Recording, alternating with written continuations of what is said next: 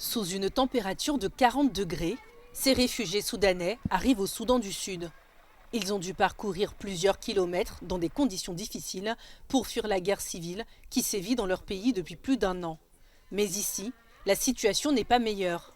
Selon les experts, 755 000 personnes sont menacées de famine dans les mois à venir et le risque de malnutrition augmente chez les enfants.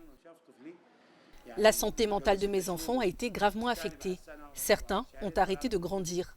Avant la guerre, on pouvait observer différents stades de croissance chez les enfants pendant 6 mois ou 1 an. Depuis que la guerre a éclaté, les enfants ont non seulement cessé de grandir, mais ils sont aussi devenus plus chétifs. Dans l'état du Darfour du Nord, au Soudan, la situation est tout aussi alarmante.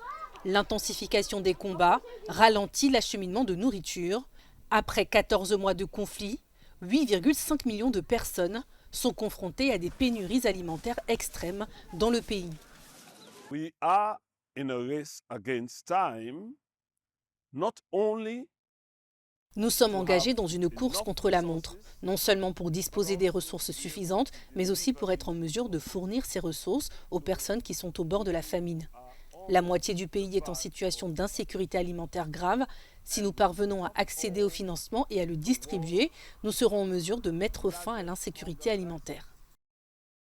we are looking at half of the country. Over 25 million Sudanese are categorized as En avril 2023, le Soudan du Sud a sombré dans le chaos lorsque les tensions entre l'armée, dirigée par le général Abdel Fattah al-Burhan, et les forces de soutien rapide, commandées par le général Mohamed Hamdan Dagalo, dit Hemeti, ont débouché sur des combats ouverts dans la capitale Khartoum et dans d'autres régions du pays. Un conflit aux conséquences dévastatrices qui a fait plus de 14 000 morts et 33 000 blessés selon les Nations Unies. Cette guerre civile a aussi contraint 11 millions de personnes à fuir le pays.